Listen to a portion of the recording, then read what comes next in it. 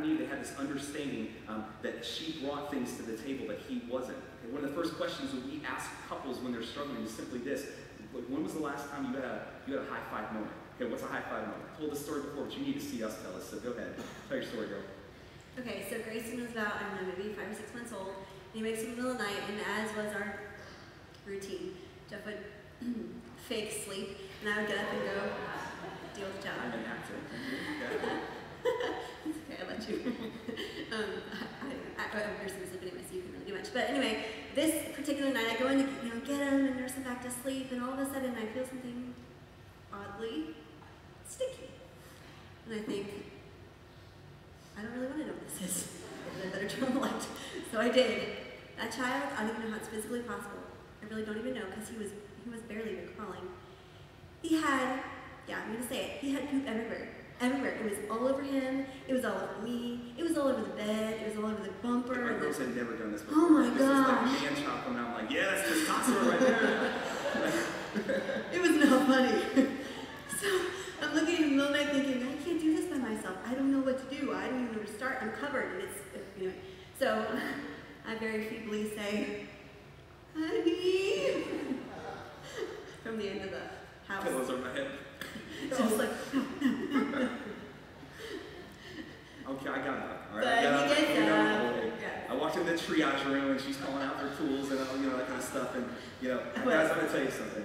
In a matter of 20 minutes, it just strikes me that we love this story, as weird as it is. 2 o'clock in the morning, 20 minutes time, this kid goes from being covered in filth. You just said poop in church. I said it. All right, so covered in poop. All right. We're being real, right? Remember, she said it first.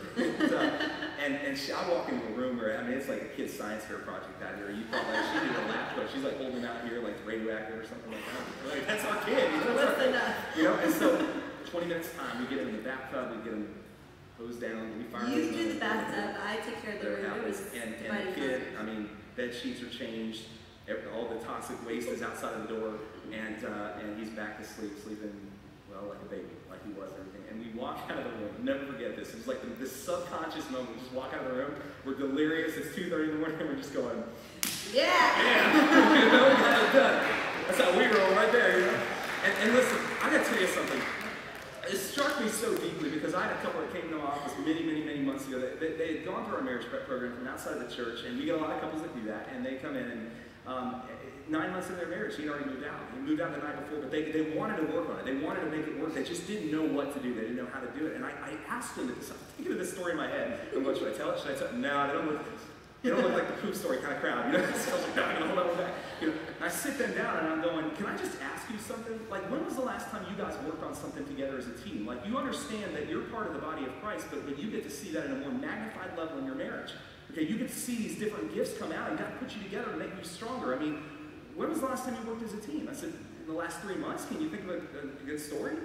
And they look at each other. They were trying. By the way, you have to understand this. If you've been to a wedding that I do, I often do a ceremony, a little symbol in the ceremony called a hand fasting. It's a sort of a Celtic tradition. It's where we get the phrase tie the knot. But I love how it ties in with Matthew 19 about what God has joined, let no man separate. So I tie couples' hands together as they're walking, not like this. They got one hand set. They walk out a lot of times. We'll be doing a wedding this Friday. Same deal. I took the 2 ropes. I've got a couple different ropes that I use that are matching the ring colors of different, gold, silver. I have one from a red.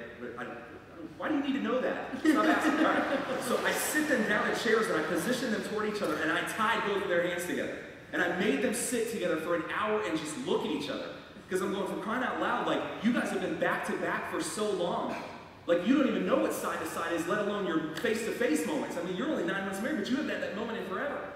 And as I had them bound up in my office, what happens in my office, don't ever go there, I asked them, I said, tell me in the last 3 months, any high-five moments, anything that you have worked on together, you have accomplished together. And I'm not even looking for a deep spiritual answer. It could have been you washed the car together. I'll take it at this point.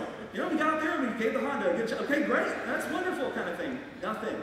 They looked at each other. They're all like, you see the eyes go up in the right, and I'm like, what's up there? What do you see? It's just ceiling tiles with no answers up there.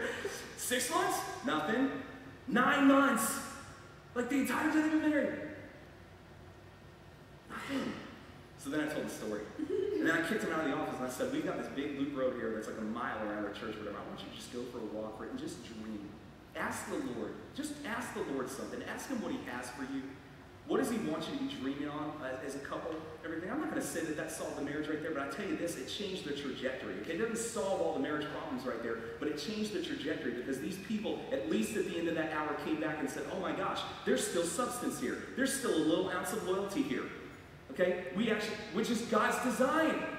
I'm not sitting there trying to trick him into anything psychological. I'm not brilliant enough to do that. I just read 1 Corinthians 12 and I see that we are the body of Christ and God puts people together in relationship in the church, but in Genesis 1 and 2 he did it for a man and a woman. And if I can show them that and show them that God is still with them in them, there is a glimmer of hope that they can keep on going on. And it's not just changing diapers, okay? It's not just, washing cars or whatever. It's bigger than that.